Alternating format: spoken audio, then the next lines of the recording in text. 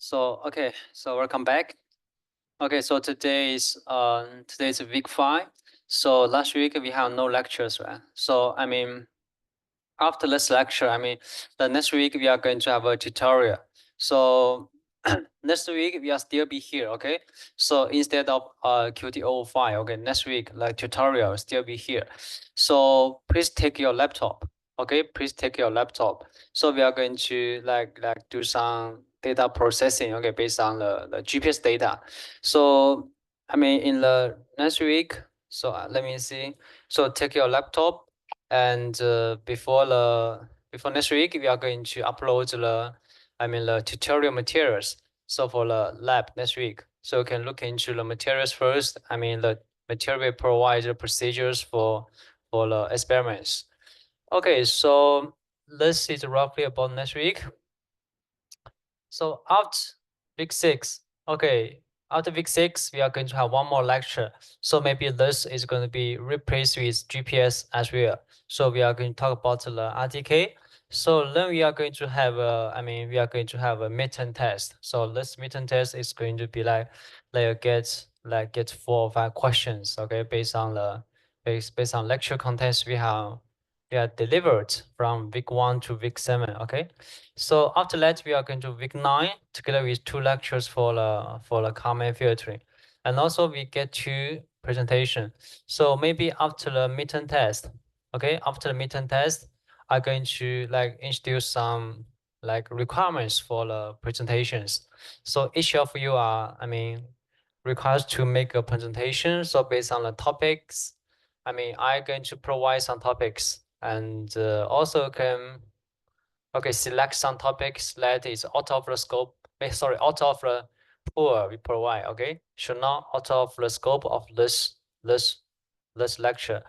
Okay, so let's see roughly about teaching plan.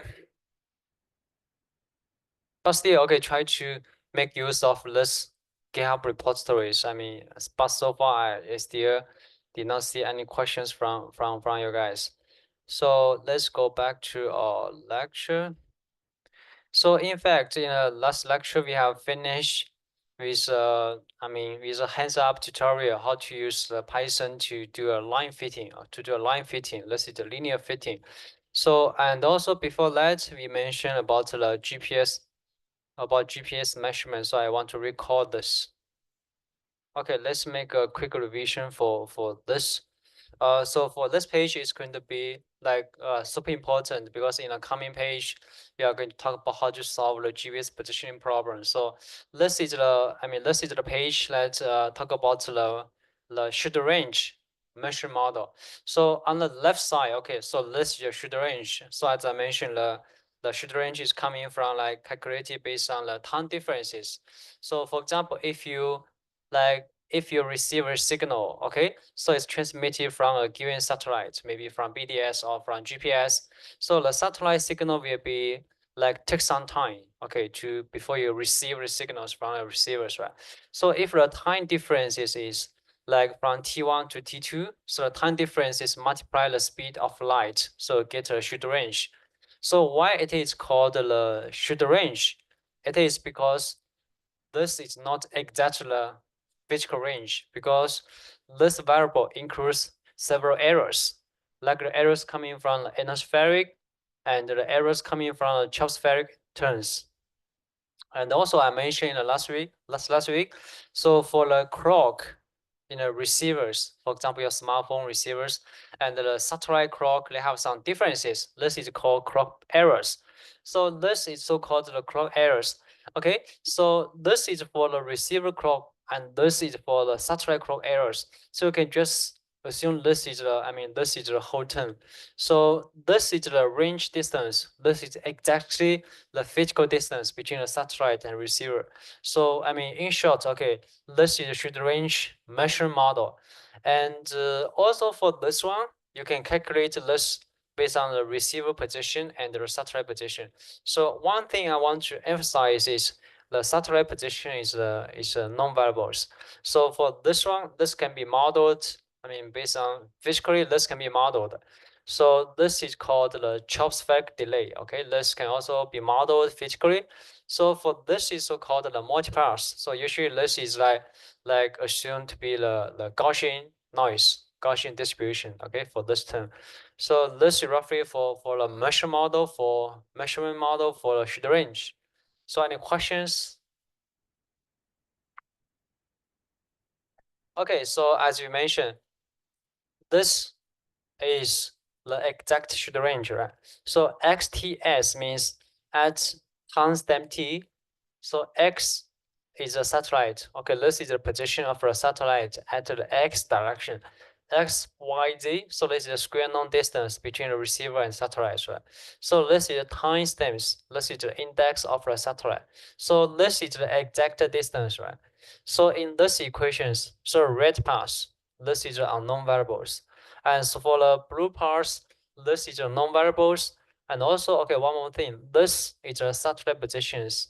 It's also the known variables. Okay, so I mean in those equations, besides the red parts, okay, all the blue and the black variables are all the known variables. So in this case, for one satellite measurement, okay, one satellite should range measurement. So you get the three unknowns, right?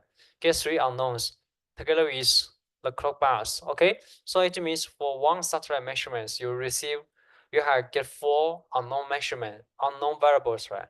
So it means to solve for unknown variables, you should able to receive at least the four satellite measurements. So because you need four equations to solve the four unknown variables. So this is a satellite position. So this is a receiver position XYZ. Okay. So all those positions are, I mean, defined in the global coordinates. So we mentioned the ECEF coordinate in the lecture 2. So all those are, I mean, represented in the global coordinate. So this is the Gaussian noise. Okay, so our goal is to solve the XYZ. So this is what we really interested in. Okay, so also together we need to solve the bars. So this is more like the middle variable. So because for example, like if you want to solve XYZ, you need to solve the bars simultaneously. So this is more like a middle variable. So this is the problem. So I mean the blue path is associated with the ionospheric delay and the tropospheric delay. So also together with the multipass effects. So I mean all those, I mean our model terms are so-called the Gaussian noise. Okay, so based on what we have provided, so in this case, for each of the should range measurement, we can have this is the should range. Okay, so SM means the satellite index. So this is the square known distance between the receiver and the satellite. So this is the crop bars. So this is the combination of the three components. So B is corresponding to the combination of the three components. Okay, together with this, the combination of all those terms. So in this case, so if you receive measurement from 4 or more than 4, so the unknown variables is the receiver positions, right? This is the same, receiver positions, and also the bias is the same. So in this case, you get 4 equations, but you get 4 unknown variables. Receiver position X, receiver position Y, receiver position Z, together with the bias. So in this case, if you get 4 equations, you can solve it, right? Okay, let's. So I mean, if you get 4 equations, it's still solvable. So if you get like more than, okay, okay, it get 10 satellites, it get 10 equations, right? So it should not be able to solve it efficiently. So this is a problem. Okay, so the solution is like to linearize the equations by the Taylor series expansion at a point. So this process is called the least square process. So in the last lecture, we start with the example of the line fitting, okay, to introduce the linear least square estimation problem. So as we mentioned, okay, if the certain number is more than 4, so we cannot solve it directly using the analytical solution. So after that, we introduce the history of the linear least square. So this is already introduced in the last lecture. So for example, like okay, this is a line fitting problem. So for example, if you get a series of points x and y, so you want to find a linear line to fit those points. So this is a typical linear least square estimation problem. So for example, you mentioned like, okay, so if you get a series of points, okay, for example, you want to try the line to fit those points based. So in this case, if we can evaluate the distance. So mathematically, the distance is also so-called the residuals, okay? I mean, in the optimization theories, I mean, this is so-called the residuals. So residuals represents the differences between what? Between the function and the y. So for example, this residual is corresponding to this distance. This is a residual for this point. So this is the residuals for this point to the line. Okay, this is the residual for from point to line. So what is the advantage of this? So you see this function. So in this function, so the red part is the unknowns, right? So this is the linear equations because the power efficiency is like one. Okay, in this case, this is the linear case because the residual is like quite simple. Okay, quite straightforward. So based on this, for example, if we get several points, okay, you can get the distance of all the points, get the residuals or the errors from all the points. So this is for the first point, second point, third, okay, fourth and fifth point. So if we get all those points, so ideally we wish to find a line. We wish to find a line, okay?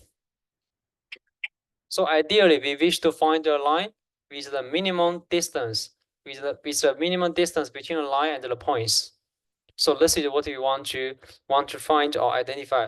So in this case, we want to try to minimize the distance, the square norm of the distance. We try to minimize the square norm of the distance. So this is what we expect. So in this case, I mean, if you can minimize this function, okay, this function is the summation of all those error terms or all those residuals. So this is the residuals minimize. The vertical means because we are calculating the vertical offset.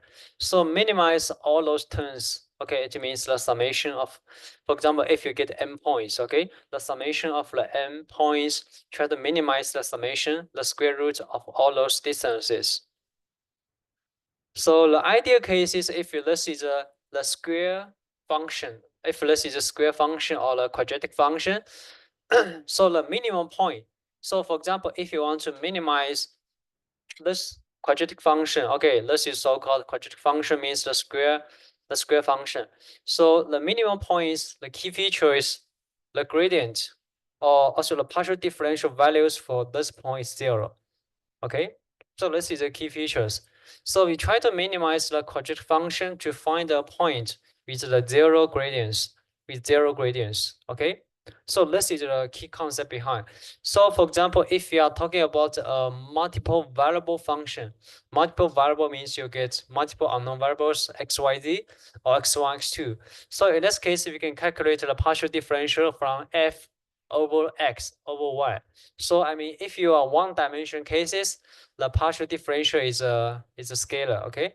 So if you get the multiple variables, so the partial differential is going to be a vector, okay? It's going to be a vector corresponding to the unknowns. So this is I mean, one thing, okay, you need to understand is that to minimize a quadratic function, so the rule is to find a point with the zero gradients. Okay, with the zero gradients. In this case, you can find the minimum point. Okay. So for example, this is the two-dimension cases for the quadratic function. So for example, this should be a function of x squared y plus y squared. So for this point, for example, we try to find the minimum point at this one, right? So for example, like if you solve a big problem, like if you get like 10 dimensions, for example, like x1 square plus y1 square multiply something. So in this case, it's almost impossible to visualize the problem because the dimension is more than 3. Right? So even you get some sophisticated problems, I mean, the rule is the same. So try to find a zero gradient point to minimize the cost function. It's like a gradient descent. For example, if you start at any point, you try to find this bottom point to minimize the cost function. So for example, you want to make sure each of those component is equivalent to 0. So 0 means the 0 gradients usually associated with the bottom of this function. So in this case, we can, if we go back to this function, okay? For example, the summation of h d1, d from d1, d2, d3. So in this case, we can calculate the gradients because we mentioned, okay? So the unknown variables is a and b. We try to find the line fitting corresponding to given points.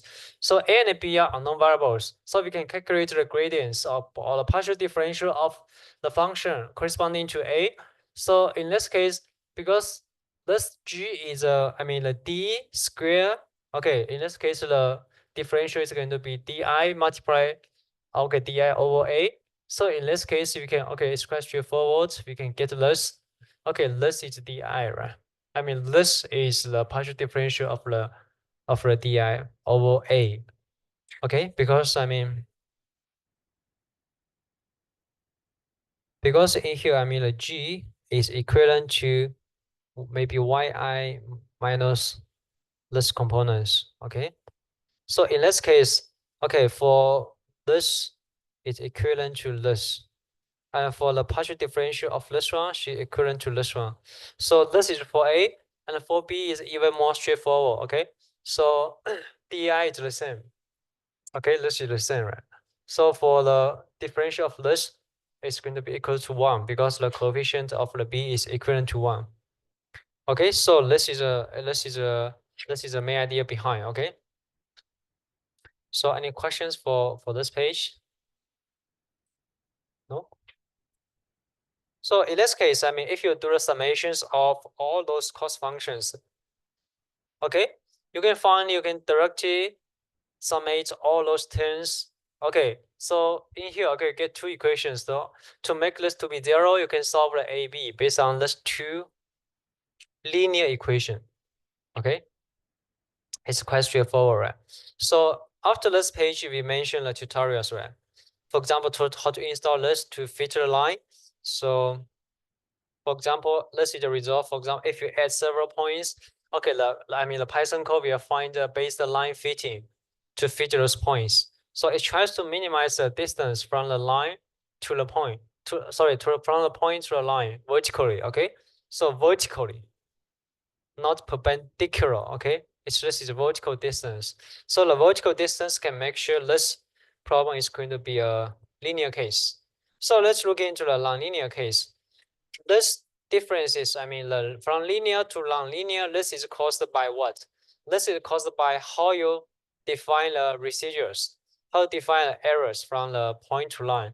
So for example, if you look back to the same question, so in the previous example, we start with the definition of the distance from this point to the line vertically, right? So in this example, like we define the distance as, we define residual as the point to line distance. Okay, perpendicular distance. Okay, this is the perpendicular distance from the point to the line. So in this case, if you look in this residual function, okay, you get a square because a is the unknown variables, right? You get the a square, you get the a. So a square and the square roots. So this is going to make this function to be nonlinear in this case. Okay, this makes this function to be nonlinear in this case. So the nonlinear length is coming from the a square together with the square roots. So that's why this is going to be okay. So because you use the perpendicular offset to design the residual, so this residual is going to be nonlinear case. Okay, it's going to be the nonlinear case. So for example, this is the residual we define, right? So if you make a comparison, so in the previous example, the residual is only related to this one, right? And for this, we add the additional components. Okay, this is okay, corresponding to the nonlinear components. Okay, so if we get this, we can still find, okay, we can define get the residuals, the summation of the residuals at like this. So this is a combinations of all the residuals from all the points, right?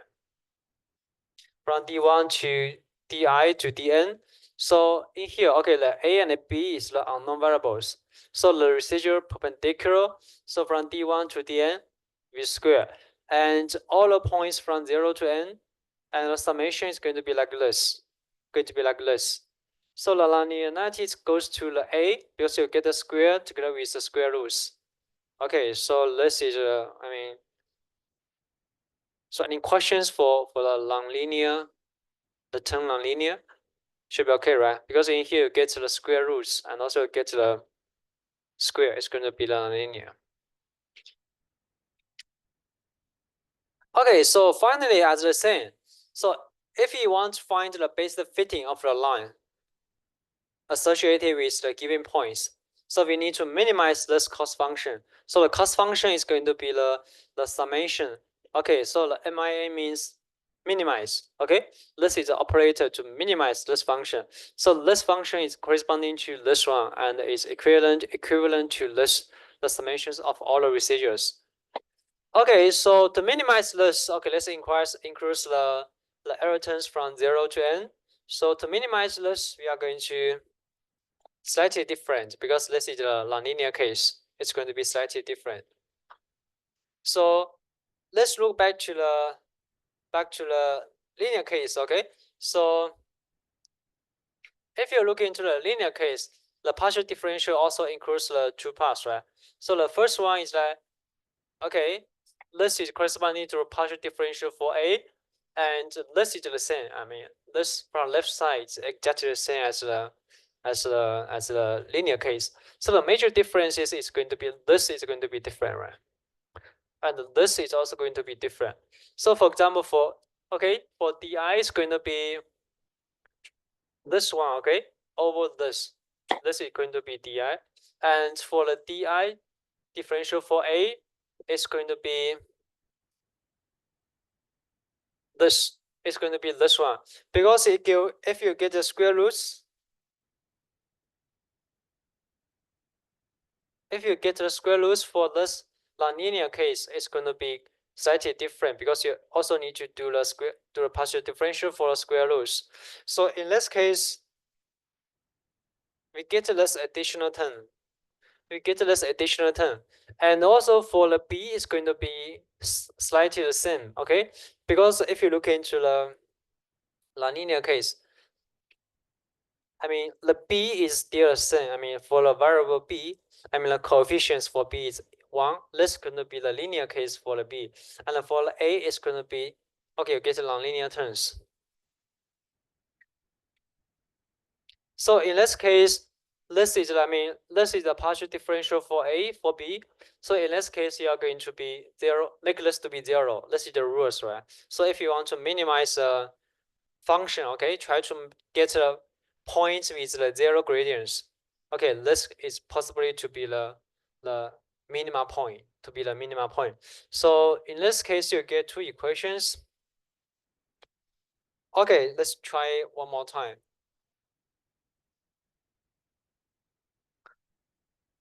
Okay, so anyone didn't take the laptop?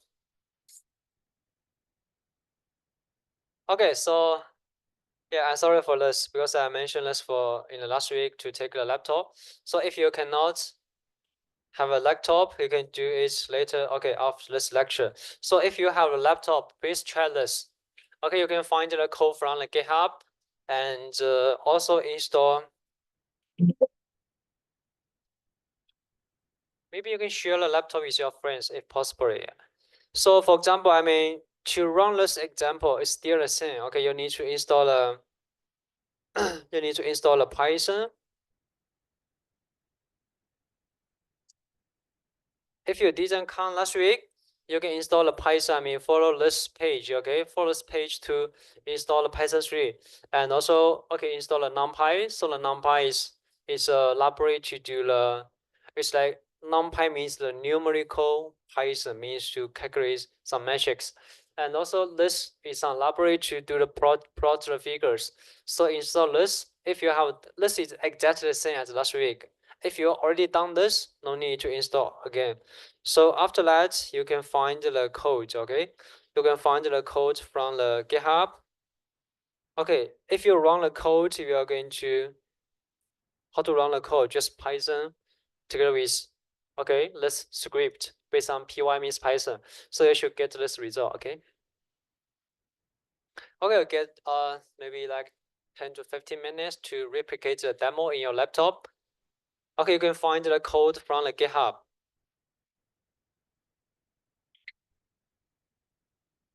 This is the sample code. You can find the code fitting. This is corresponding to, okay, this one, okay? You can run this code, okay, you should be able to find the result. Also, you can make a comparison with, you can make a comparison with a nonlinear case. Oh my God, I didn't share it.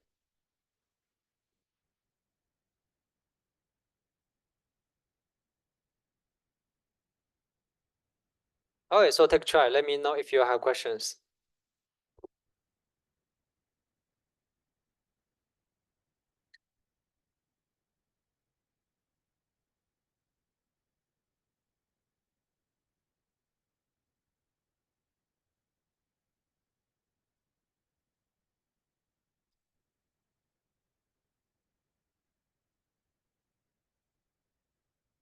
So for next week, okay, please take your laptop, okay? Next week, you are going to walking around the campus, and we are going to provide some GPS receivers. You can just walking around and to collect the GPS data, and use your laptop to run. You're going to see the beauty of the GPS. Okay, you can directly see the results of your trajectory. Next week.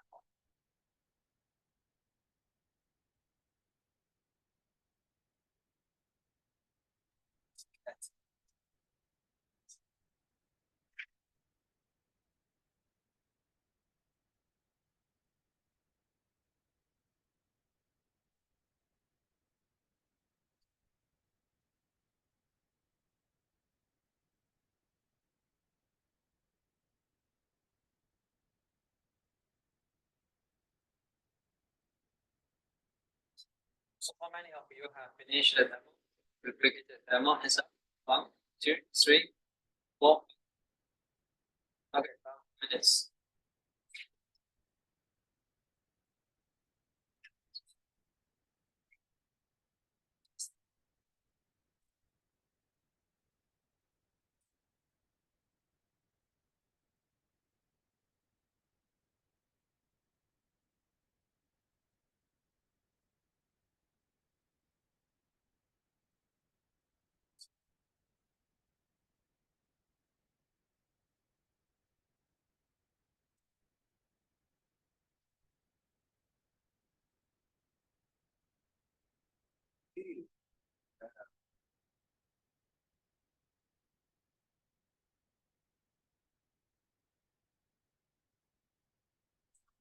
Anyone there?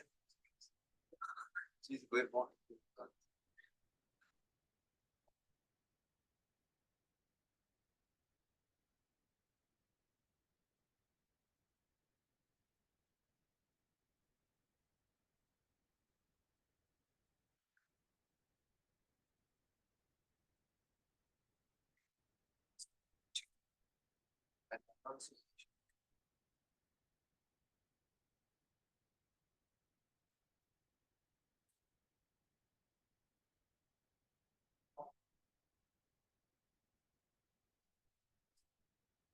The registration.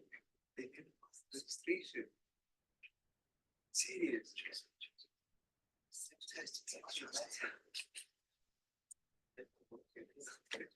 That's why I told you to see. Already do nothing.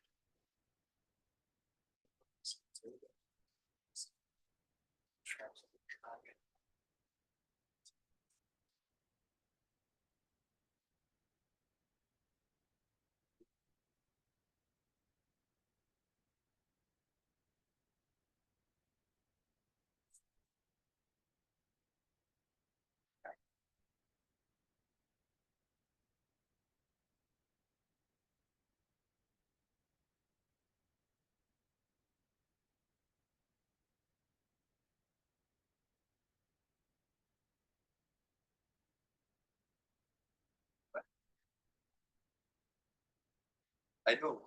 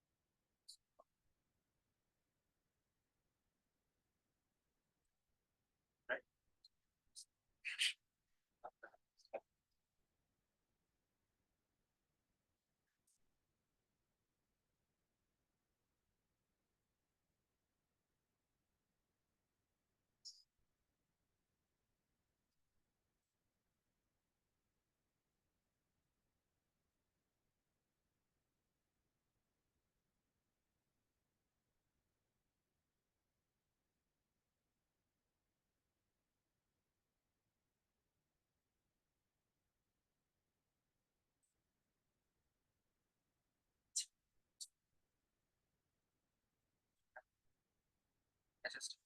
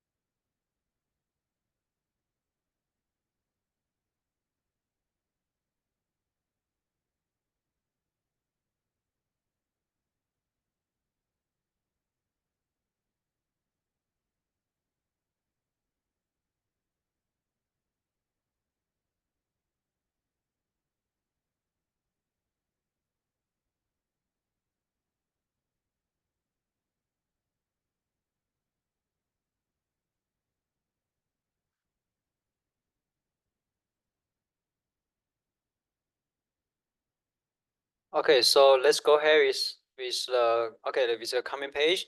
So if you look into the general cases, I mean, so for example, if you try to fit a very complex, for example, a complex fitting problem, like if you get, I mean, for example, if you try to fit this function with, the power coefficient is k, so the order is k, so you're going to get, from a0 to ak, you get, k plus one coefficients for those functions, right?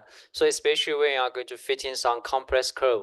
So in this case, if you want to, to fit this function, so the unknown variables the unknown variables is from a0 to ak. So the data you have is x and y. So in this case, we can, similarly, we can calculate the residuals.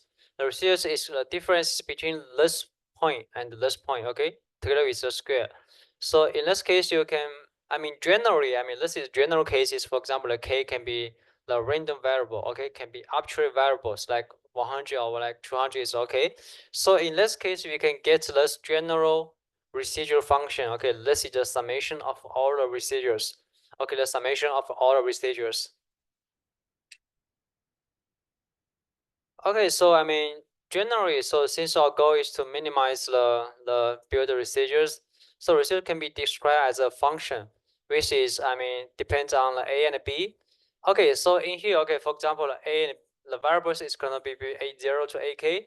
So in fact, this yi, okay, these are a series of points. The series points, this is the non-variables. So ideally, it's going to be kind of similar, okay? For example, if you want to solve it, you can just, calculate the partial differential for all the terms, for all unknown terms from a0 to ak. So in this case, you can get like k plus 1 equations, right? So for those k plus 1 equations, you can find, okay, so those are all quite linear components for the coefficients because the unknown is a. So x squared, those are all the coefficients. Okay, so if you look into the AK, so those are the constant variables. So that's why this function is the linear cases. So by solving this k plus 1 equations, you should be able to get the a0 from a0 to ak. So in this case, like it's going to be, so if you make some movements, it's going to be like this. So if you put this into, so I'm not going to dig into the details. So generally you can get a matrix function like this. So this is a function that is consist of all those parameters of the x. So from a0 to ak. So those are the unknown variables, right? So those are, the black components are the, you can say this is a measurement, or you can say this is a non-variables. So in this case, you should able to calculate the a by doing the inverse. So those are some rearrangements. So fine, you can get this function. So this is the unknown variables. So this is the, more like this is the points. Okay, this is the points provided. So if you look into this function, okay, so ideally you can do the inverse of this matrix to the right side. Okay, you should be able to get the solutions, right? So if we define those matrices with a given term, like the A, for example, the A red part is the unknown variables. So this matrix is X. Okay, this is consist of a series of X from x0 to xk. So X, and this is Y. So in this case, you can write this function. Okay, this is based on the previous page. So this is a y vector. Okay, this is x matrix. This is A. So in this case, you can write a matrix like this. You can write a matrix like this. Okay, so y is equivalent to x multiply A, right? So, okay, from here to here, okay? So the matrix can be solved by the numerically. Okay, for example, you can multiply the inverse to the left side. So for example, if you get four variables, for example, you get from a0 to a3, and you get four measurements from x1, y1, x4, y4. So you get four equations, right? For example, okay, if you get four variables, okay, if you get four equations, the x is going to be a 4x4 matrix. It's great because this is a square matrix. You can directly do the inverse. it's going to be inversible, right? So in this case, you can directly multiply the x inverse to the left side. So in this case, you can solve it. But the cases is like, for example, if the x matrix is not inversible, I mean, for example, it is not a square matrix. So let's look into an example. So if you get unknown variables, okay, for example, if k is equivalent to 4, it means you get uh 5 different unknowns, right? From 0 to 4, A0 to A4. Okay, you get 4 unknowns, right? So simultaneously, if you get the measurement number, for example, if you get 10 points, x1, y1, x2, y2, x10, y10, so it means you get 10 measurements. So the x, okay, so the x over here is going to be a 10 multiplied 4 matrix. So ideally, this is going to be a 10 multiplied 4 matrix. So in the coming slide, we are going to have a GPS example to show you, okay, why this is going to be 10 by 4. So if this is a 10 by 4 matrix, you cannot do the inverse directly, right? So in this case, we calculate, this is so-called the Schroeder inverse. So the idea is like this, okay? If this is y equals to x a, so because x is a 10 by 4 matrix, right? We cannot directly do the inverse. So in this case, we multiply the x transpose y. Okay, we multiply the x transpose to the both sides. We are going to get the x transpose x a matrix. So because the x is a 10 by 4, so this is 10 by 4. This is a 4 by 10. So in this case, this is going to be a 4 by 4 matrix, right? This part is going to be a 4 by 4 matrix. This part is going to be a 4 by 4. It means this is going to be a square matrix. So you can directly do the inverse of this one to the left side. So this, I mean, this form is also so-called the Schroeder inverse of the x. So usually the cases is x is not inversible. You can multiply the x transpose to the left side. You can finally, okay, solve it by multiply the inverse of this, okay, to left side. So finally, what I want to conclude in this page is that so you can get this general form. So for example, if you want to calculate x, should be equivalent to x transpose x inverse x dy. So this solution will be exactly the same for the GPS cases in the coming slide. So I mean, this is a general cases. For example, if you get a like a lot of unknown variables, a lot of coefficients to estimate, like A0, AK. So you can write this into matrix. Okay, so after that, you can do some rearrangement. Finally, you can get this form, okay, to solve it. Okay, you can use this form to solve the equations. Okay,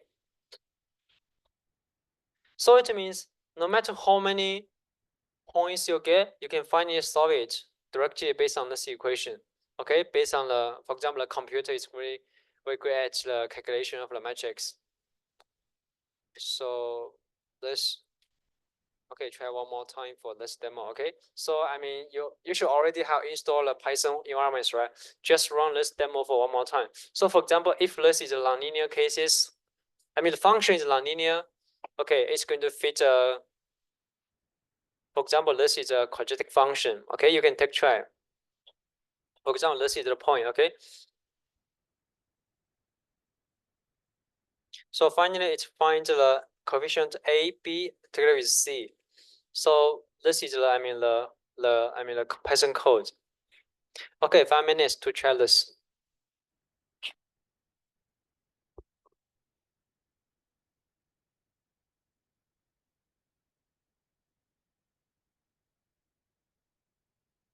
So for example, in this demo, I mean, the objective is to find a quadratic function, okay, to base fit those points, to base fit those points, to find a quadratic function to base fit this point.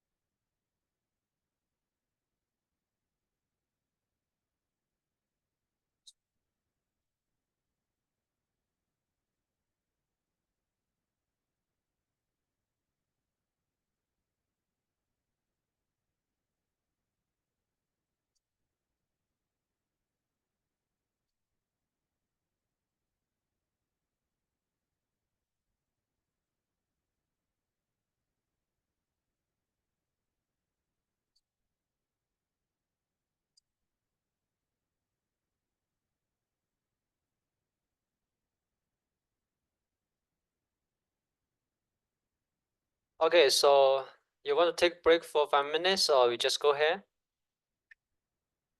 Take break? Okay, take break for 5 minutes, okay?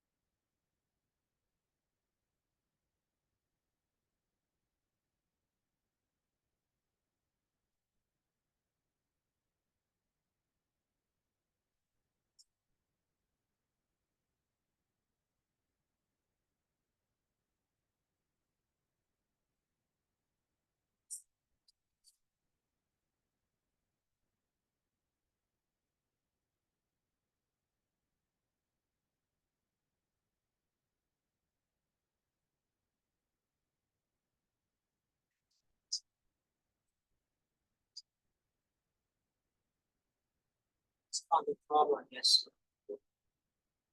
The problem. Yeah, you can just look back to the videos.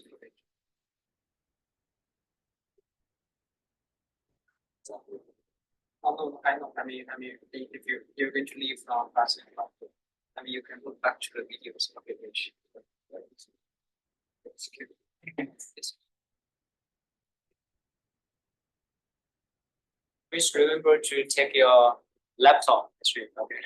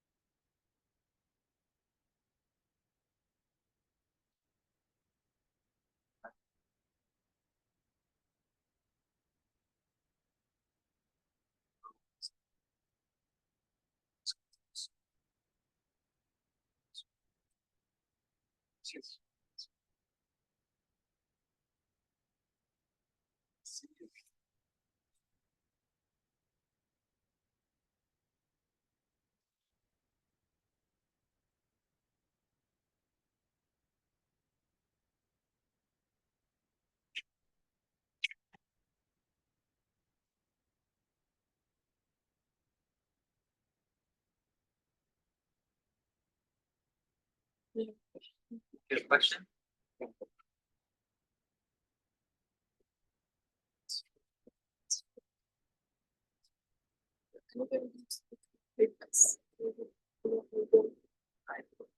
What is it's like so that we're going to check is this motion. I don't. I think so. He installed a Python based. You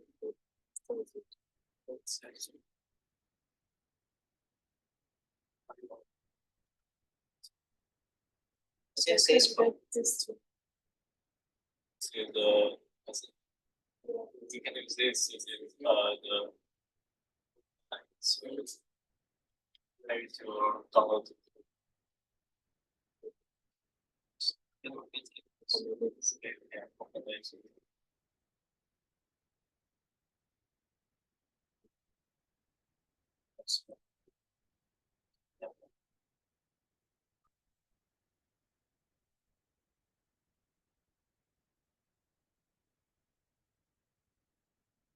This is a great way.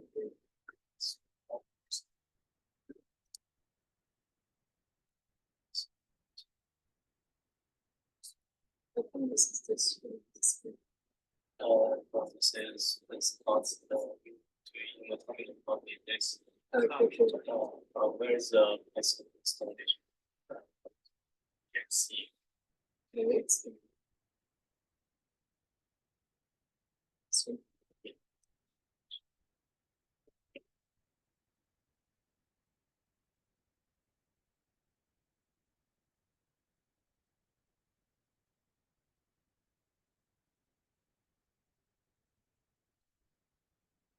I mean, have you ever used the Python before? I use Python. Use Python. I didn't use it. Oh, I see. You have to use the Python to the oh, okay. Okay, so you can have this.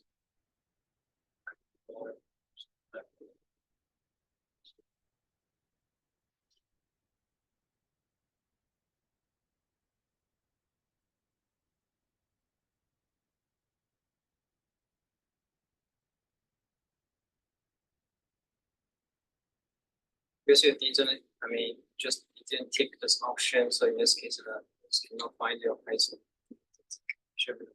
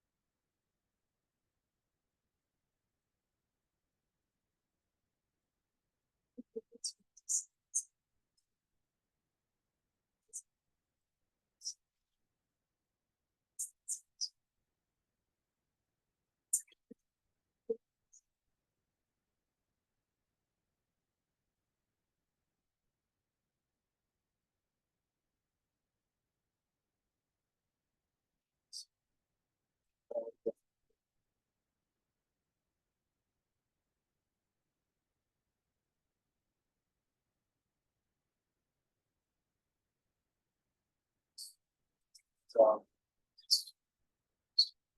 so absolutely wonderful. This,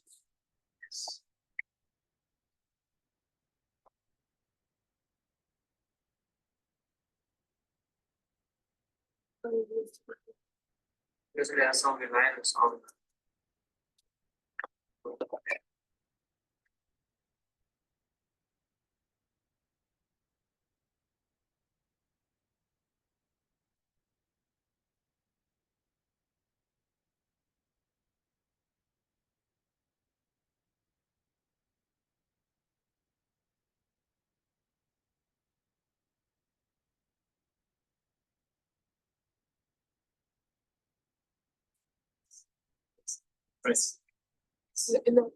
Yeah.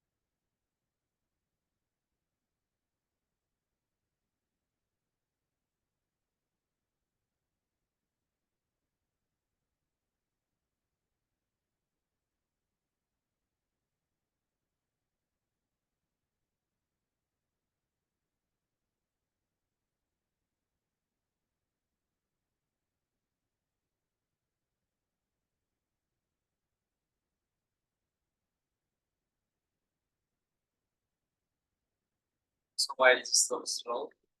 I think Right. So it's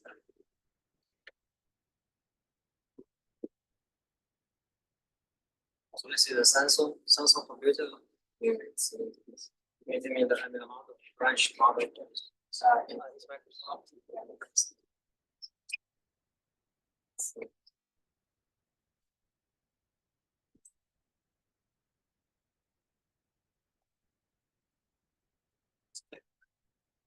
So for example, like in France, I mean, if you want to buy some types of so is there any applications? It's possible to buy, you can still can buy. yeah. So for example, for like smartphones, Yeah. like Huawei smartphones, you can still buy it. Yeah. Right. It's right. It's very, there's no limitation. Oops.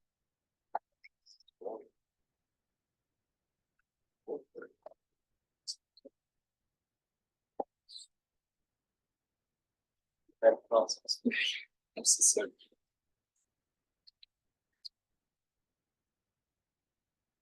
So pretty, I mean, see, I mean, industry or the industry is for. So I mean, by this, oh, that's the going to make a difference. by T-Flips. Going to graduate, but yeah. It's also less the. Get to that. What? I don't. So you go to this one. So, I mean, what is your best plan? I don't know. I think I will have one solution. So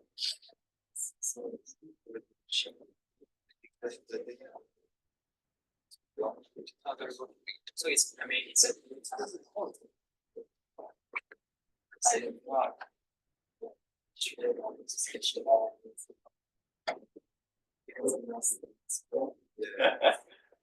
It's in Paris or it's near Paris. Near Paris. It's back in the south. on YouTube?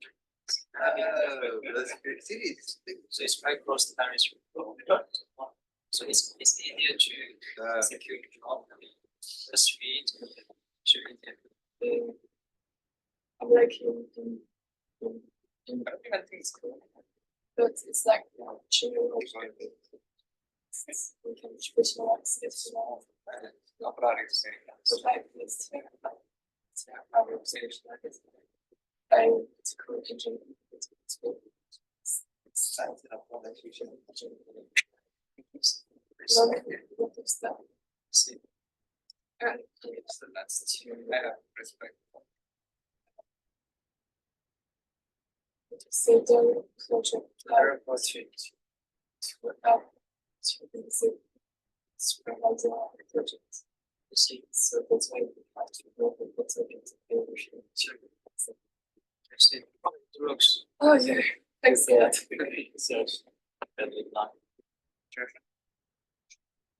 the code. Oh, I see, and then I will see. Thanks so much.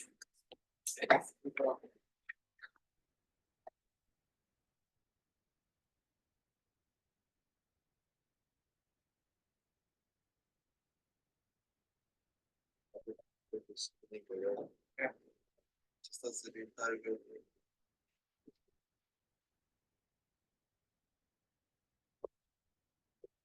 Okay, so let's go back.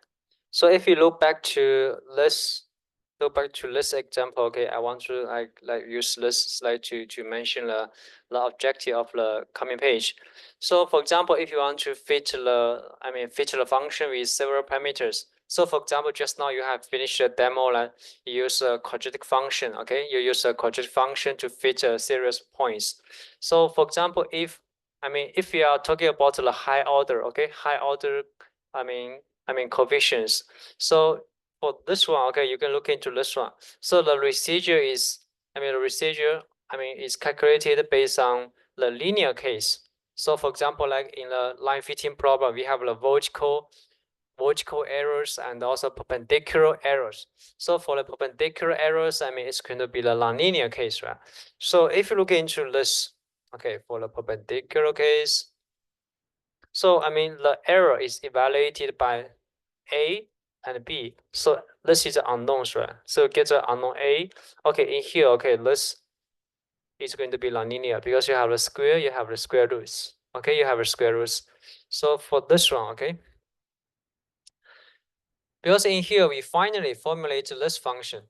So if you look into this function in detail, okay, so you see, because our objective is to find the minimum points. For a linear case, you can solve it directly. But for a nonlinear case, you can find this function. It's still hard to solve because you get the linear, okay, the square roots components, square components here. This is still hard to solve. You cannot directly solve this function analytically. Okay, analytical solution cannot directly obtained by this. So in the coming page, in the next page, you have a demos, right? You can see this result, but this result is not directly obtained by solving those two functions. It's based on a method. It's called the gradient descent. So let's go back to this slide to mention what is gradient descent. So for example, okay, if you look into this function, okay, this is this is more like a two-dimension quadratic function. Okay, so for this function, so for example, if you want to find the minimum points, okay, the idea of the gradient descent is that, for example, at the beginning you don't have any prior information, so about which point is the minimum point.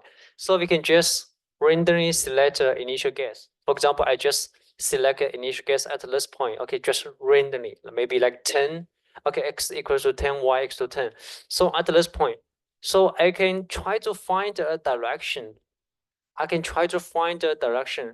Okay, so the direction is determined by the local tangent space direction. Okay, so you can find the direction. This direction is determined by the partial differential. Okay, the partial differential variable. Find the direction to globally approaching this minimum value.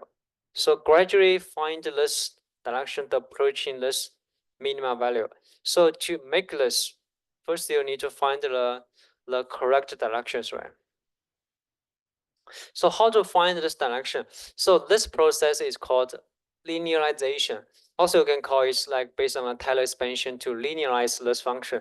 So for example, at this local area, So of course, this is a nonlinear space, right? This is a nonlinear function. So in this case, you should be able to find the tangent space, okay, tangent space to approximate this local area. So this direction is determined by this tangent space. Okay, gradually to, okay, for example, like from first iteration, you get approaching this point, at the next iteration approaching this point, and gradually approaching a minimal point.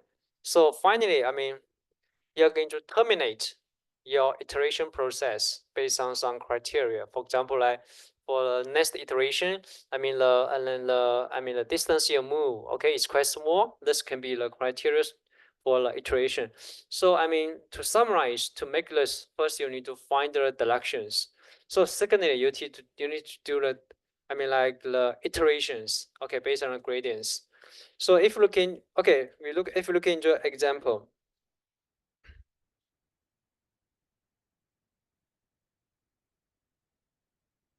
So if you look into example for a GPS, okay.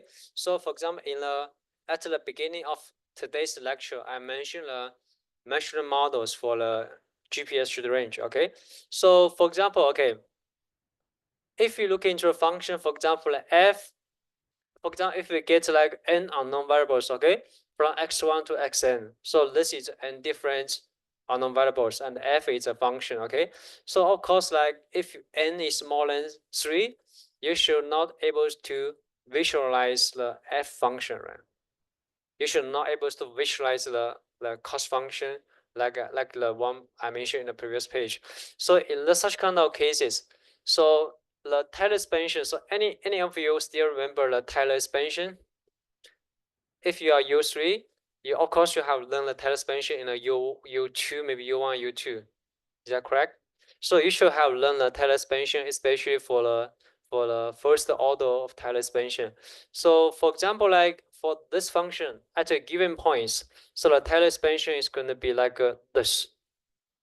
So for example, okay, for this function, if you do the linearization at xk, so for for k for each of this point, so it should be equivalent to the linearization point together with the gradients together with the differences of the given points and the linearization points. Okay, so this is general forms. So for this is, I mean, this is negligible terms, I mean, for the high order terms. Okay, this is a typical Taylor expansion process. So if you look into example, okay, this is a practice. So for example, if you look into the functions, okay, so it's quite clear. This is the functions for the GPS. So for example, left side is the should range. And for this should range function, it's, I mean, the unknown variables is the satellite, the receiver position. Okay, this is the unknown variables. So also actually for B, it's also the unknown variables. But in here, if you look into XYZ only, so this is the square root, right? Square root distance between the satellites. Okay, for this page is like super important. If you can understand this page, we are going to be crazy. Okay, so for example, okay, let's start again. For this function, this is just the range function. So for XYZ, this is the, and this is going to be the position of receivers, right? So from right side, okay, it's going to be XTX is the position of a satellite. So this is the square known distance between a satellite and receiver. And the B is the turn, including the receiver clock bus, together with the ionospheric and the tropospheric delays. So let's one more time look into, have a quick review for the should range.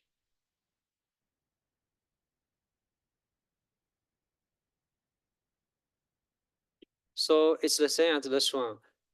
So this is fxy, right? The same as the previous page. So this is the square known distance between the satellite and the receiver, and the whole term is combined. Okay, defined as the B. Okay, defined as a B. So this is the should range model, exactly the same as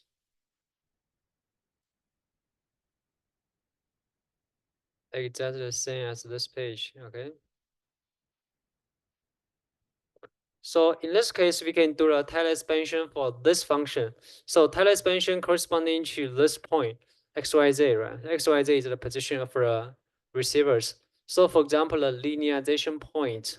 Okay, for example, if we do the Taylor expansion, means we do the Taylor expansion corresponding to a given point. So the Taylor expansion is corresponding to this point, okay?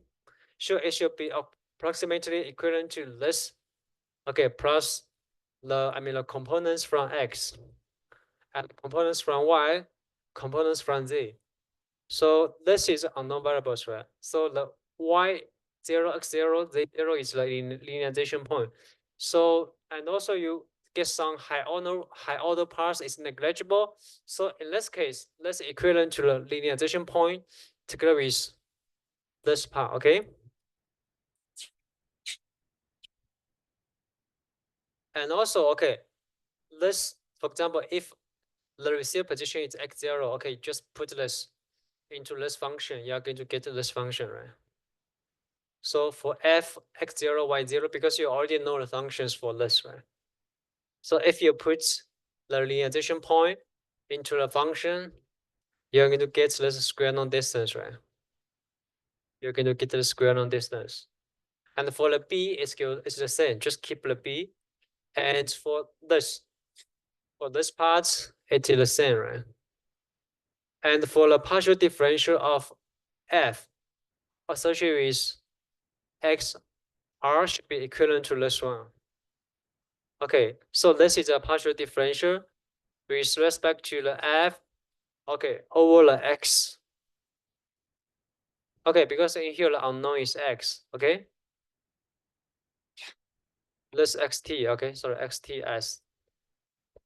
So this is corresponding to b, corresponding to y. Okay, this is the same as this one, right?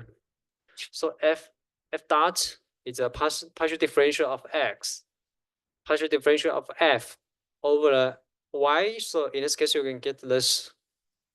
Okay, this is the partial differential, okay? The last one is the partial differential over the z, okay? So finally, okay, so to conclude this page, so for this function, okay, this is a short range function. This can be linearized at the given point x0, y0, and z0, plus x, the differences between the linearization point and x, okay, multiply this partial differential together with the partial differential for y and the partial differential for z.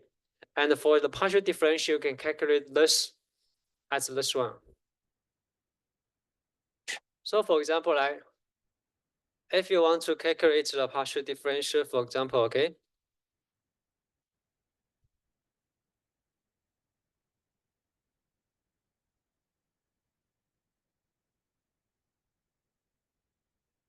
Like it's like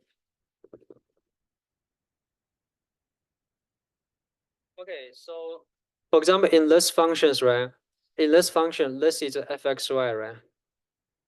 If you want to calculate the partial differential for this equation, it's going to be calculated the partial differential of this with respect to the x rt, okay? I mean, corresponding to this components. If you do the partial differential of this function with respect to the x, it's going to be like this. For example, like if you calculate the partial differential for square root x, okay, if you calculate the partial differential for this one, should be equivalent to it's something like this, plus or minus, should be something like this. Okay, so for this one, it's going to be, for example, if you calculate partial differential for xrt, should be equivalent to this one. So this is similar to the y, similar to the z. Okay, so finally you can get this linearization function. So this is the linearization point, okay, together with the partial differential components. Okay, so any questions for this page?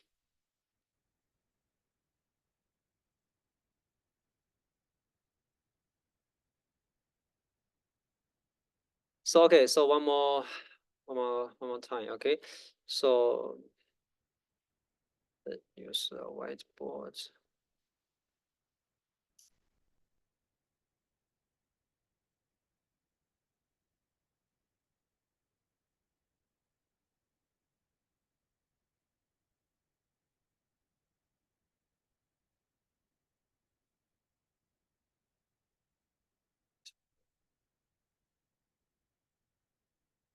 So for example, okay, so let me try one more time about the basics for the partial differential, okay? So do I have a pen?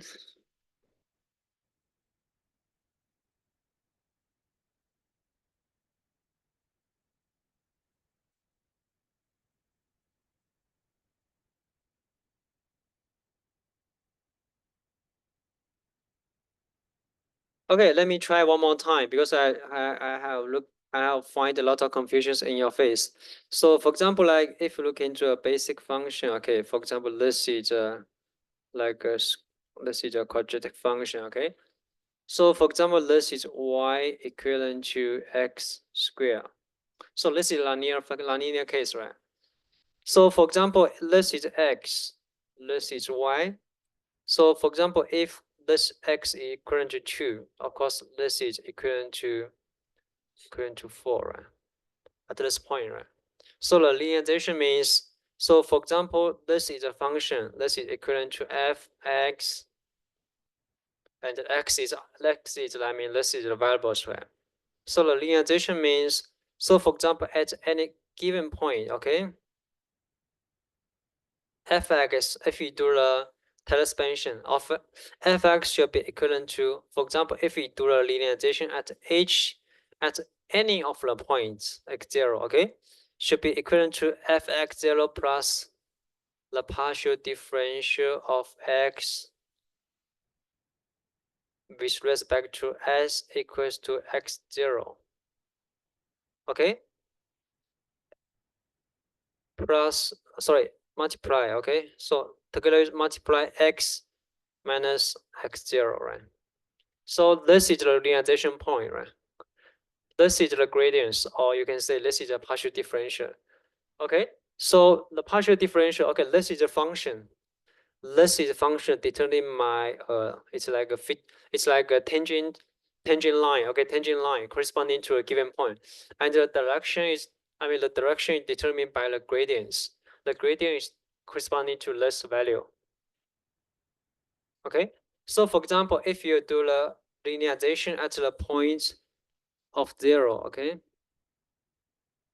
for example, if, okay, equal to 1, for example, if x0 is equals to 1, so f(x) is equals to f1 is going to be f0 is 1 plus the partial differential, okay, is going to be the partial differential equals to 2 times x, right? So this is plus 2 multiply x minus 1. Okay, so this is going to be 2x minus 1. So this is linearized function at a given point. Okay, at a given point, okay, at a given point of 1. So this function is actually corresponding to this function. So for example, okay, this function is equivalent to the linearization function of this point. Okay, sorry, this point. Okay, which means if you do the linearization of all the linearization means the Taylor expansion. If you do the Taylor expansion at each of the point, you can write the functions. Okay, so this is the linearization point. So for example, if you do the linearization at the 3, this is going to be 9 plus 2x minus 3. Okay, this is going to be the function. So this is the one-dimensional cases, right? This is one-dimensional cases. So if you look into the linearization process, if, for example, if you linearize at the point 2, okay, if x is equivalent to some value that is close by with the 2, the differences between this line function and the quadratic function is going to be smaller. It means if the linearization point is quite close to your exact value, I mean the error of the linearization is going to be smaller. Okay, so anyway, this is a one-dimensional cases for the Taylor expansion. So in the previous page, we mentioned the multiple dimension for GPS. Okay, it's kind of similar. So for example, to share my screen.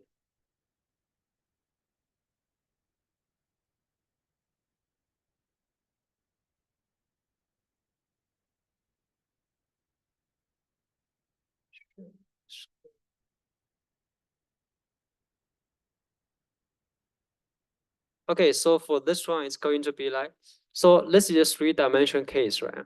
So this is the function. So we do the linearization at the given points. Okay, so together with this linearization components, so this is x, this is differences between x0 and this, and multiply the gradients in the x direction, and this is the gradients in the y direction, this is gradients in the z direction. So together with, okay, this is equal to this one, and b is the same, keep the b, and this is the differences multiply the gradients. Okay, gradients for x, gradient for y, gradient for z. So good. Okay, that's great. So finally, okay, you're going to get this function. So the linearization process can be done in the previous page, and for gradients calculation, it's going to be like this. If you look into the gradients for the gradients in x, y, and z direction, it's quite similar. I mean, the format quite similar. Major differences is in the upper parts, it's going to be x, y, and z. Okay, let's see the major differences. This is the major differences. So if we make some redefinitions, okay, to simplify the function, okay? So for example, for this, it's a square non distance, right? This is a square non distance. Okay, so this is a square non distance. So the 0 means at this is the linearization point, x0, y0, and z0. This is the linearization point, right? So this defined as root 0, and the delta x represents the differences between at a given point and the linearization point. And this is for y, this is for z. This is for y, this is for z. So if we define this, okay, this function is going to be much cleaner, right? Cleaner, okay? So for this is for any x, y, z, okay? If you select the linearization point, this is going to be, okay, this is the square root distance, and this is the differences between x. This is difference between y, differences between z, and this is delta x, delta y, delta z. Okay. So in this case, this is for B. Do you find any problem?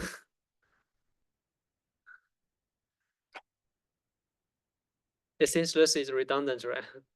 This is redundant. Okay. So for this one is redundant. Because for this one, this is equivalent to this. Okay, this is redundant. We need to remove this one.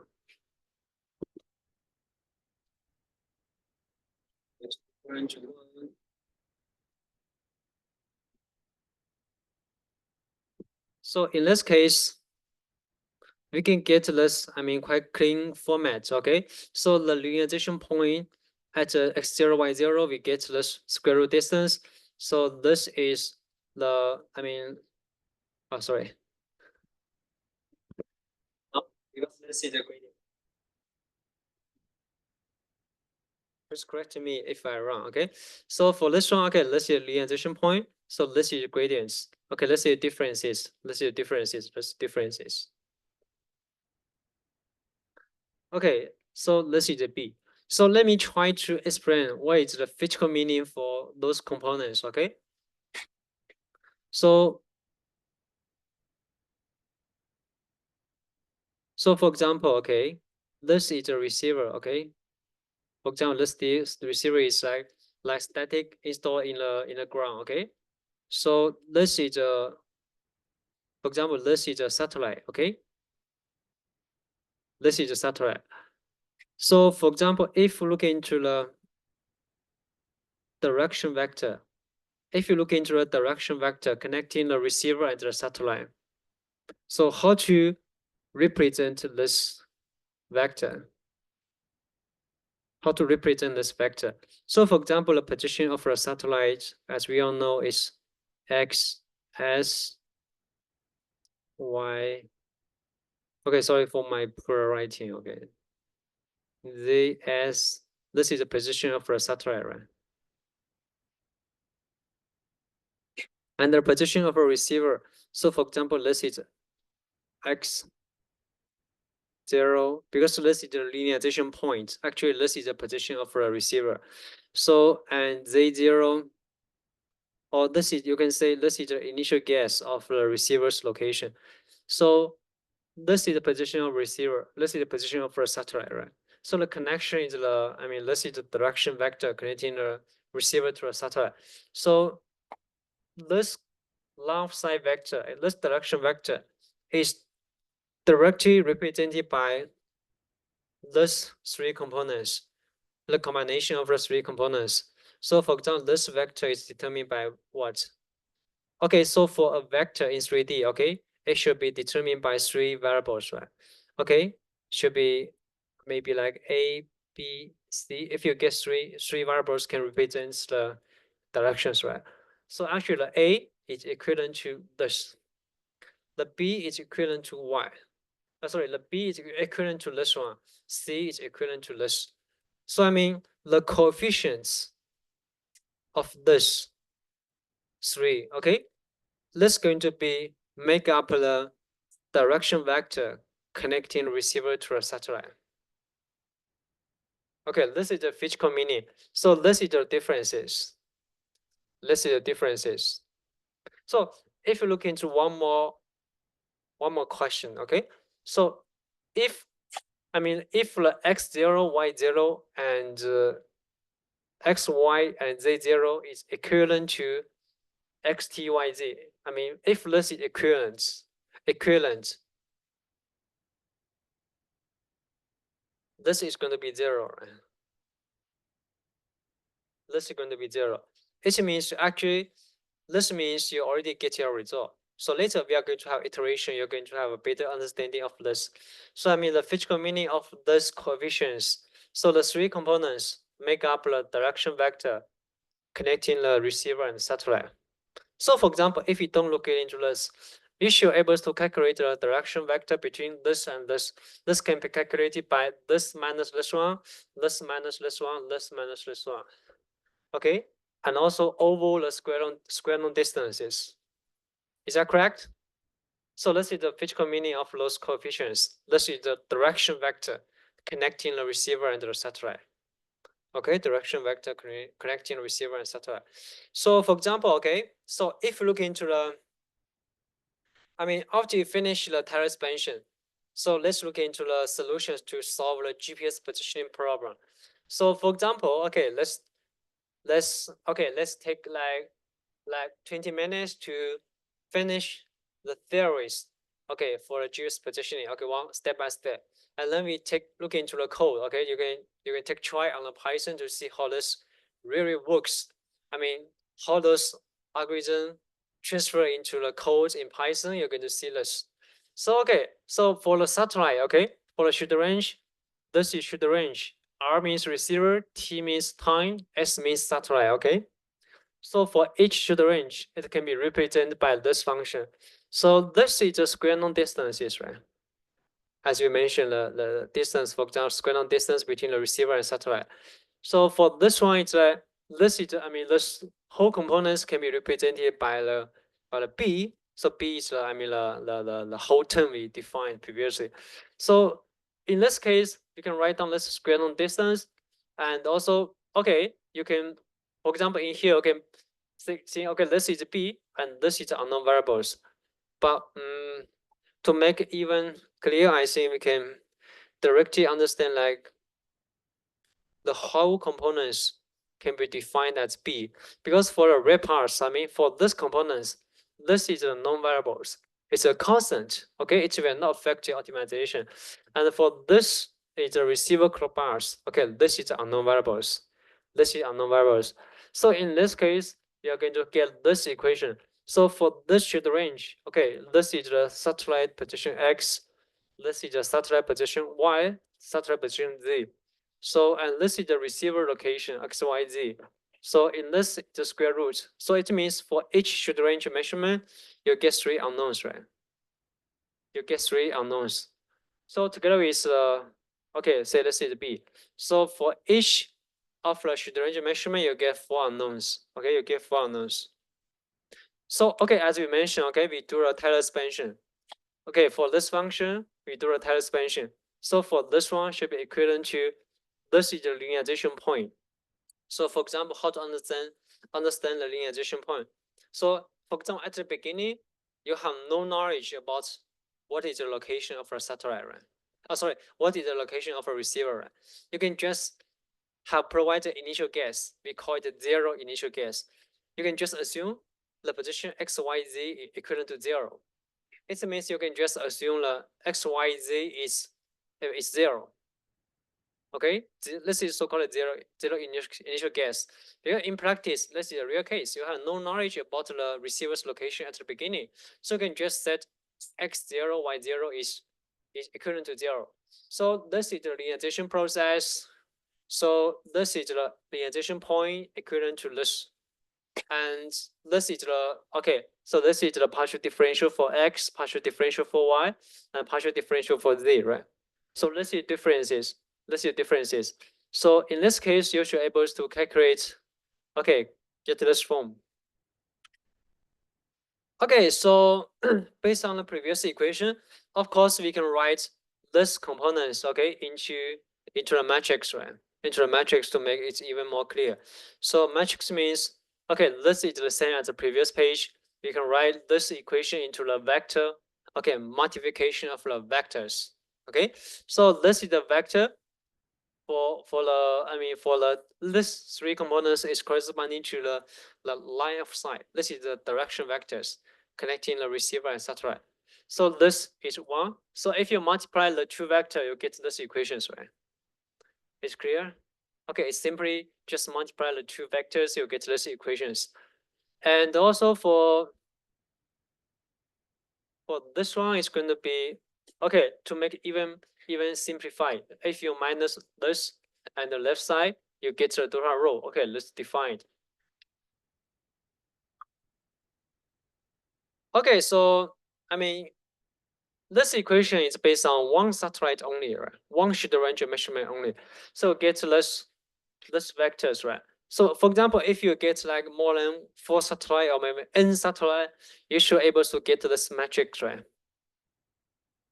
You should able to get this matrix, right? For example, okay, this is for the first satellite, this is for the second satellite, this is for the last satellite. So if you look into the previous equation, so how we get this function? So we first do the linearization, right? So as I mentioned, so if you already get the correct solution, so okay, let's go back to this.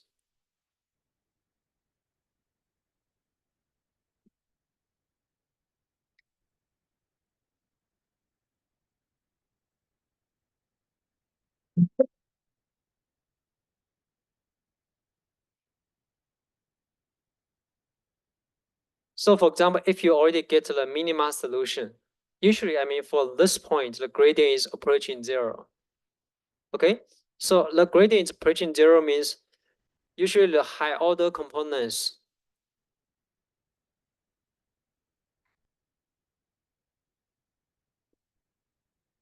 So for this one, it's the high order components, right? This one, we expect this one can approaching 0. So for example, we wish to make sure this is minimized. This is so-called the residuals. We try to minimize this residuals. This is equivalent to this one. So this is 4 satellite, maybe n satellite, okay? So for 1 satellite, you have 1 row. For more satellite, you have more rows. And the the first 3 components for each row is represents the direction vector, okay, connecting the receiver to a satellite. So this one is equivalent to the B. So for this is the delta X, delta Y, delta Z. So this is, I mean, this is corresponding to this one. Those are known variables. So in this case, okay, this is, I mean, the format of each satellite, okay? So in this case, we get this matrix. We get this matrix.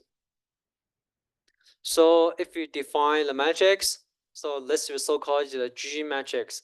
So for example, if we get 8 satellite, so what is the size of G? For example, if we get 8 satellite, so what is the size of the G matrix? Should be 8, A4, right? 8 multiplied by 4. So for example, the current is represented by how much dimension together with, okay, it means it's going to be 4 you get 4 columns. And for rows, for each satellite, it will contribute 1 rows. So if you get 8 satellites, it's going to be 8 multiplied 4 matrix, right? So, and for this is delta and this is delta row, okay? So, for example, this is G, defined as G. This is so-called delta P. Delta P means, okay, P usually means positions, right? So this is the position. So, I mean, related to position. So this is the delta row. So finally, we get this matrix, get this form. So, and we try to make sure this is equivalent to 0. For example, we wish to make this to be 0, okay, to be minimized. So in this case, we can get this equation. So this is exactly the same as we mentioned previously. So for example, if you try one more time, if we want to make this to be 0, it means we get the G delta P equivalent to the delta rho. So if you do the Schur inverse, so for example, you multiply the GTG to the left side, then you can do the inverse. So why we need to multiply the GT to left side? Because we need to make sure this is inversible, to make sure this is going to be a square matrix. So because for this one, for example, if you get a satellite, so this G matrix is going to be 8 by 4 matrix. It's not inversible because this is not a square matrix.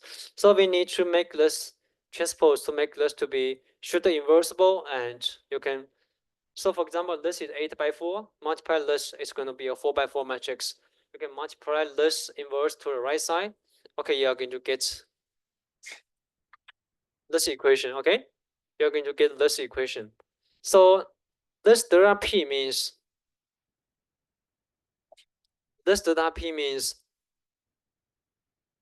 how much you're going to iterate comparing with your initial position.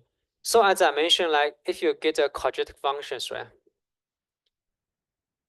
Okay, so this is the minimum point, right? For example, if you want to minimize this function, this is the minimum point. So at any initial guess, for example, at the beginning, you start from here, okay? This is initial guess. So the delta P means, so as I mentioned, so if you don't do a gradient descent, we may start from here, like a zigzag. So the delta X means for each iteration, how much you should move, okay, to the next point. How much you should move to the next point. So later you can take try on the Python code. You're going to have better understanding of the process. So this means for each iteration, okay, this point is going to move delta P. So the P1 means the position of a satellite of a receiver in the next iteration. So the index 0, 1 means the iteration, So finally, I mean, by area of, for example, this is P1 is equivalent to this P2, P3, P4, P5, P6. And then finally, you're going to like converge. Okay, converge to this point. So how to justify you should get converged already? So for example, if the delta P is going to be quite small, it means you're approaching this bottom point. So you're going to approaching this minimum point. So as long as the square norm of delta P is quite small, it means you get converged. You get converged already. So this is, I mean, the final position is this point. So the I means how much iteration you need to go through. How much iteration you need to go through is like a zigzag. Okay, so this is roughly the concept. This is the whole process of the linear least square method for the GPS. So at the beginning, you set the initialization of your position XYZ. For example, as I mentioned, you can set the XYZ to be 0, 0, 0. Okay. So the next step is to calculate the, okay, PS0, it means this is square norm distance minus the measurement. And the delta rho means, okay, this is directly calculated based on the Schur range. And for this, it's a G matrix, right? G matrix means actually the name is called the linearization matrix or the Jacobi matrix. The same, okay? The 3 components. Okay, this is directly. Okay, this is a G matrix. Okay, this 3 is the direction vector. Okay, connecting a receiver to a satellite. connecting the receiver to a satellite. Okay, so if you calculate this, you should able to get the delta p. So delta p is the iteration. Delta p is the iteration. So how much you need to move? Okay, for example, in the previous page you mentioned the zigzag process iterates from this point. Okay, so how much you need to move in this iteration process? In each iteration process. So after you get the delta p, you can update your state based on the previous state together with the movements. So the convergence criteria is to make sure the delta p the step move the square norm of the step move is quite small, which means you get converge. This is your final position. So otherwise you need to get into the next iteration. Go back to the next iteration. Go to the next iteration. So in here it's an example. So this is the same. This is the same as the one. The same as the code in the GitHub. So for today's lecture, for the linear least square process, to solve the strip position problem. So it's a little bit hard to understand. So of course we'll try the code first. Later. After lecture you can look into the theory again and also make a comparison with the Python code, to have understanding. So because for this iteration process is almost applicable for all engineering problem. So for example, if you want to optimize something, the solution works. So first you do the Taylor expansion. So you get the G matrix, and you can do the iteration. So for any of the nonlinear function, you can solve it using a similar ways using a slide in this page. So the main components is you need to calculate the gradients, calculate this Jacobian matrix. So this is the essence. Calculate the G for each iteration. This is essence. So after this, everything is like quite straightforward. Quite straightforward. So for example, so we provide some numbers.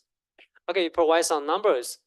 So this is actually one of the question we in the last years it should be assignment.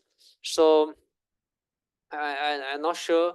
I forgot, maybe this is from the final exam question last year, because the final exam papers you can find from library, right? So this one should be from the final exam. So for example, for this is a satellite ID means the satellite index, right? So the 10, 20, 24, 14, and 25. So this is your should range. The value is pretty large, right? So this is satellite crosshairs. This is anospheric delay. This is tropospheric delay, and the satellite positions, X, Y, and position Z. So based on all those informations, because you get 4 numbers, right? You should able to solve the problem, solve the position of the receivers based on those 4 numbers. So again, this is for the satellite 20, 14, 25. So should range, crosshairs, anospheric, and tropospheric, and satellite position X, Y, Z. So write this into the matrix. So from left side, this is should range, and from P0 means we just guess the XYZ. The receiver's location is 0. This is so-called the zero initial guess. And for the first iteration, we can calculate this value. This is corresponding to the first block. The first block, calculate the row 0. Calculate the row 0. So this is based on the Schütte-Röntgen model. You can go back to the previous page showing the Schütte-Röntgen model. So this is the square norm distance. This is the receiver bars. This is the anospheric and tropospheric delay. So we can get this one. The essential part. We need to calculate the Jacobian matrix. We can calculate this matrix. G matrix is also so-called the Jacobian matrix. So this is based on this. So finally, we can calculate the Jacobian matrix. So for example, this is a satellite position, right? This is receiver location. So because we guess it's 0, 0, and finally we can get this is should range. Finally we can get this term. In this case, this is the G matrix. let's see delta P, let's see, okay, let's see delta rho. Okay. So after get this, we should able to get I mean, how much you need to move, okay, to the next iteration. The delta P can be calculated like this. So of course, I mean, for this matrix, you can calculate by the Python because it's a matrix calculation. If it's more than 4 dimensions, it's quite difficult to calculate, right? So finally, you can get to the next point, okay? Next point is based on the delta X, okay, plus this one, okay? Which means you can move to the next point. And finally, if this is, I mean, this is satisfied, you get converge, okay? Otherwise, you can just go ahead for the next iteration. So for the second iteration, the red part means the changed part, okay? So for example, the P1, okay, change from P0 to P1. So we can calculate the, this one need to be calculated again. And for example, okay, this is going to be different from this previous one. Okay, phi 0 change to phi 1. So, and for this one, you can also calculate the delta P, okay, delta P, and also for this one. And for the third iteration, okay, almost quite similar. Which means you get one more, like from P0 update to P2. So after that, you can calculate the G matrix again. Calculate the G matrix again, and also let's see the position, okay? So for the fourth iteration, okay, for the fourth iteration, so I mean, this value is still larger than a given threshold. For example, usually if this value is smaller than 10 power minus 4, it means the system, I mean, the estimation, the optimization problem get converged for the fifth iteration. Okay, it means after 5 times iteration, this is approaching a very small values. It means this is the optimal value. This is the final solution. This is the position of the receivers, okay, in the ECEF coordinates. So this is the final solution. Okay, please. Okay, replicate code, and you should be able to see some results, and later I will tell you how to understand the code. Okay, please. Okay, replicate code in your computer.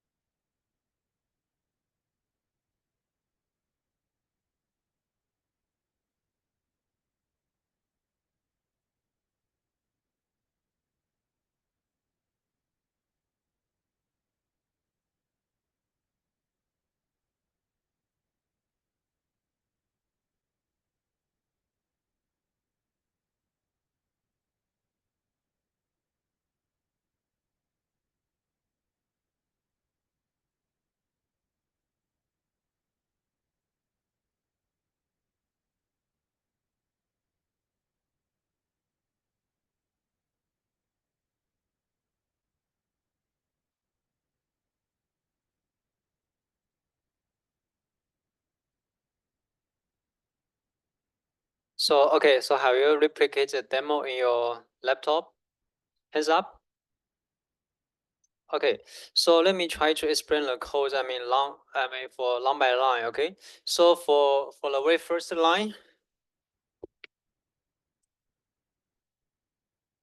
So for the very first line, it represents the satellite position. So for example, this position is like it's a non-variables, right? So for the satellite position, so we get 4 different satellites, and for each satellite we get 3 XYZ, right? So this is a non-variable for the satellite. So and here is the shoot range. So this is a measurement. Okay, the variable is defined as shoot range. So NP means this is a NumPy, so this is a library to do the calculation and the metrics. So for those are the shoot range measurement for different satellites, right? So and this is the satellite curve bars. Okay, the first, second, and fourth, last one. So this is also non-variables. I mean, from the satellite curve bars. And for the inter-spheric delays, I mean the level is like in the several meters, right? For the inter-spheric delay, it's like several meters, maybe 3 or 4 meters. And for the tropospheric delay, it's like around also very similar values, around several meters for the tropospheric delay. And for the receiver's position, it's going to be, okay, we can set the 0 initial guess for the receiver's position, because at the beginning we have no information about where we are. So we can just randomly set the 0 initial guess. So this is the main process to do the calculation. So this is the function. So this is, I mean, the define a function, and the input is like satellite position, receiver position, and this is what we want to estimate: shoot range measurement, satellite curve bars, and the inter-spheric rating informations. So also together with the tropospheric delay, and for okay, this is the estimated distance. This is the square norm. This is the square norm distance from the satellite to a receiver. So the shoot range. So this is exactly the same as the equations in the slide. Okay. So for this one, this is the, I mean, this is the estimated square norm distance minus this, and this. This is corresponding to the equations in the.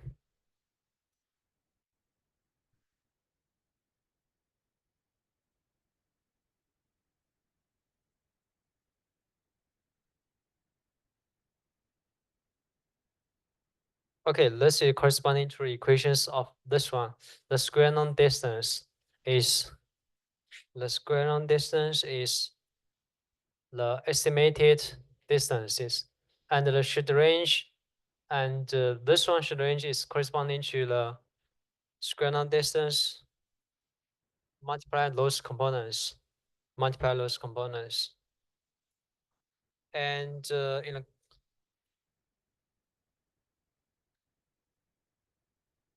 okay, and for this one, this is shoot range, right? Sure. Okay, this is differences. This is so-called residuals. So this is residuals. Okay, we call shoot range differences defined with this name. The shoot range measurement minus the shoot range. Okay, this is the residuals. So also can initialize the G matrix. So this is going to be a 6 by. Okay, so for this one, it's going to be a 4 by 4 matrix, because you get at least 4 satellites. Okay, you get 4 unknowns. Okay, this is going to be 4 by 4 matrix. So finally, you can get the G matrix. So the G is the G matrix for each components. So for each components is calculated. It's calculated based on this G matrix. Okay, so this is corresponding to a line of sight vector, line of sight vector, line of sight vector. Okay. So finally, okay, you are sure able to calculate the delta P. Okay, the delta P is calculated by the GTG. So this is corresponding to the, okay, delta P is corresponding to this. Okay, delta P can be calculated in the next slide. So delta P can be calculated by the GTG inverse GT delta rho. Okay, so based on this, can be calculated for delta P. So after you calculate the delta P, you should able to get the, get the increments. Okay, just receiver position at the first iteration is 0, so get the delta p, okay? So this is to print the result. So I mean, after you finish the first iteration, it will calculate this to see if the square norm of the delta p is smaller enough or not. So this is corresponding to this judgment, okay? This judgment. So after that, I mean, if this is not satisfied, it's going to go back to this for loop. So go back to this for loop. So see the range, it will loop for 20 times, but usually it will converge. I mean, like iteration will converge in like 66 to 8 iterations is good enough. I mean, it's less than 20, okay, less than 20 iteration. So finally, okay, you are going to get the solutions by solving this iteration process. So if you run the code, you should going to get get a results like this. So you should able to get results. Also in the slide, okay, in the slide we have some introductions. Okay, in the slide we have comments. So I mean, which line corresponding to which equation? Okay, corresponding to which equation? It should be quite clear, right? Cannot make it even more clear. So for this is the G matrix, how to calculate the G matrix and how to get the. Okay, this is our GDG, right? This is the converge criteria.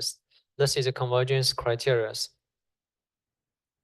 So finally, you are going to get a result. So in here is like after you do the 4 iterations, okay, in the first iterations, so this is going to be approaching quite small values, okay, quite small values. Is that correct? So for example, the norm of this one should be, of course, smaller than the 4 power minus 4. So and this is the finalized receiver position, okay, in the ECEF coordinate, and this is the receiver clock bars, okay, estimated receiver clock bars. Okay, so yeah. Any questions for this? Okay, you can try one more. So we have a lot of parameters, right? So as we mentioned, so if we set the initial guess to 0, 0, 0, so can you try to, okay, give a question here. So can you try to adjust the initial guess? For example, you can adjust the initial guess to like 100, 100, 100 for 3 different variables. So see the results is going to be the same. So the problem I want to provide with you, can you change the initial guess to big values, to very big values? Maybe you will find the algorithm will not converge. I mean, it will converge to some very weird, very strange values. So, for example, you can take try, change to some big values, and please think about it. For example, if you change XYZ to a big values, why? I mean, the algorithm will diverge to some very strange values. You can search from Google to see why. You can change to big values. I mean, this phenomenon will happen.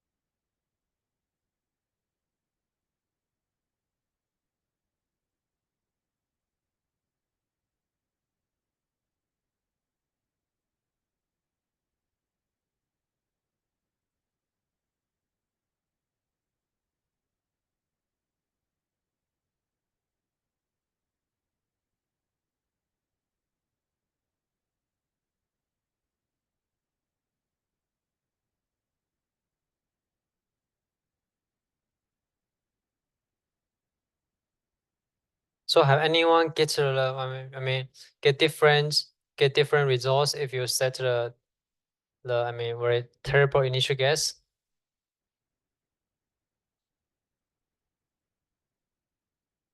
For example, you can set the initial guess to be like the billion level values, very big value, billion level, several billions, to see if you get different results.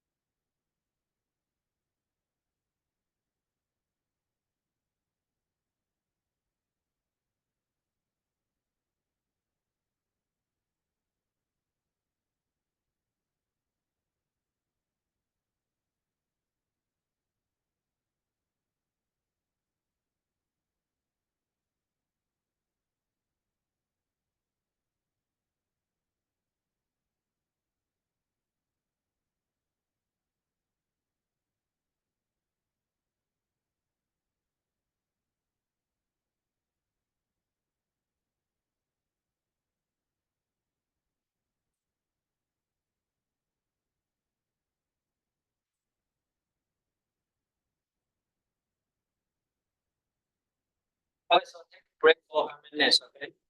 Take break for maybe 10 minutes. Take a break for 10 minutes.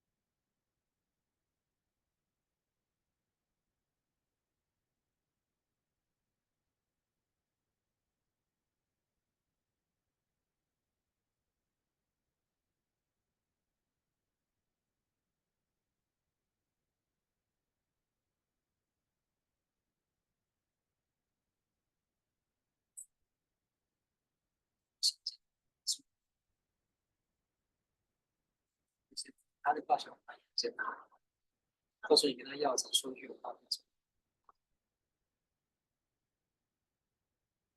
是到他没有你说 tick 到就到时候报销嘛还是，然后收据嘛，收据你就自己拿过来就好。对，你就让他寄给你了，到时候给我帮你签字啊。对，可以。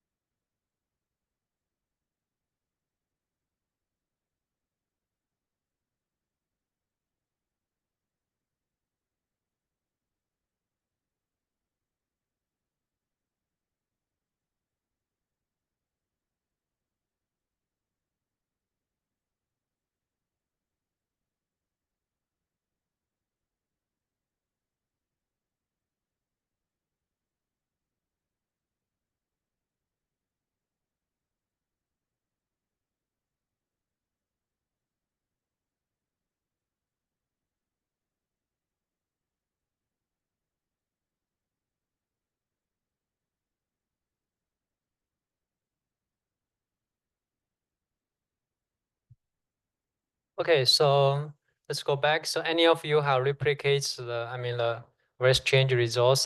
So for example, if you change the initial guess to some very big values, result is the same. It's not the same, right? So yeah. So any ideas like why it's going to be different? Like if you set different initial guess, any ideas? Is it just outside a certain range that there's no amount of iteration can find?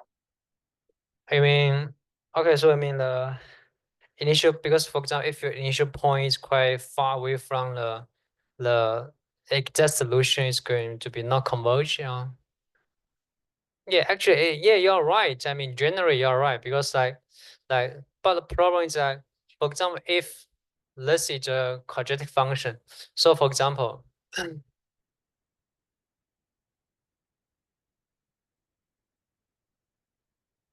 if you are looking into a typical quadratic functions, okay, like for example, this is x, and okay, this is y.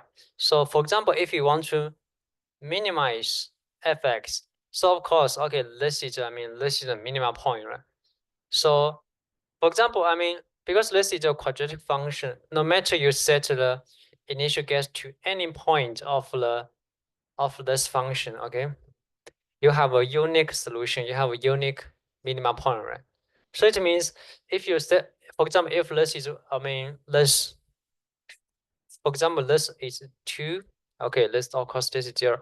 So if the minimum point is at the 2, so this function is minimized, right? So because this is a strictly quadratic, okay, so no matter you set the initial guess, so if you use the iteration process I mentioned in the previous slide, it will still converge to this point. But for the GPS problem, for a GPS position problem, you see, so if you change the value to some big values like the billions level, so it may not converge to the position provided at the 0 initial guess. So why? So mathematically, because the GPS positioning problem. So if you look into the cost function for the, so for a GPS problem, so we try to minimize the v. So we try to make sure this is approaching 0. So because this function is not strictly quadratic, it means this function will have multiple local minima.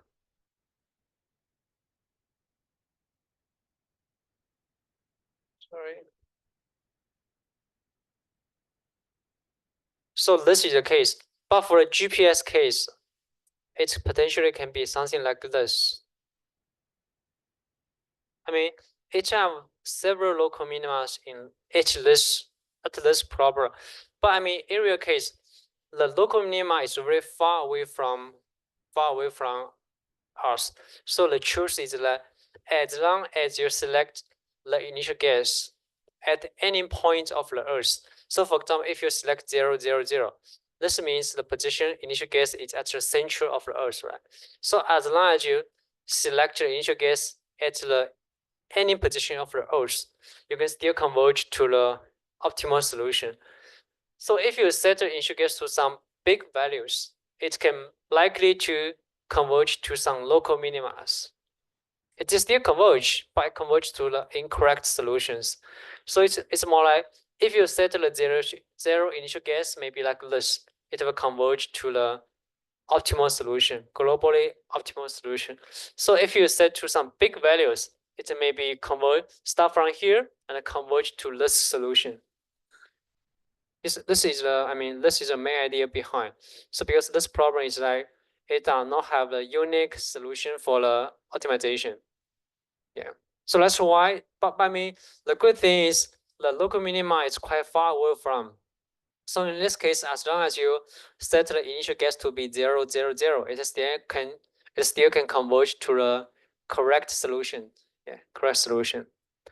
Yeah, this is the main idea behind. So okay, that's roughly for today's lecture. So I wish to take several minutes to talk about the tutorial. Okay, the lab next week. Okay, so next week, please take your laptop, and we are going to be still here, and we are going to provide several receivers. Okay, maybe you can form several groups. Maybe 2 of you share 1 receiver, and you can just I will invite you to walk around. Okay, to get some measurements from satellite, collect some data. So maybe after you collect some data, you can just go back to the classroom to process the data. And I and LTS will help you to like provide helps with you. So I mean, by this week, I will upload the tutorial book. Okay, it's going to be a Wolf PDF file. Okay, you can look into the file to see roughly the procedures of the tutorial. I mean, the results is like you're going to collect data yourself and get your trajectory. Okay, to see the beauty of GPS. So this is roughly for the tutorial next week. So because I mentioned it at the beginning, we get 1 assignment, right? We should have 1 assignments by, so probably I will send out the assignments, okay, at week 6. So usually I provide like 2 weeks, 1.5 or 2 weeks to help you to allow you to finish the assignment 1. So okay, we also have second assignments after the midterm. So from week 8, okay, after week 8, I'm going to provide some topics for you to select, okay, to prepare your presentation. So each of you are suggest to prepare presentations, okay? So, yep, I think that's all for today's lecture. So any questions? So the same, okay, I will still stay here for additional 5 minutes. Okay, if you have no more questions, you can dismiss.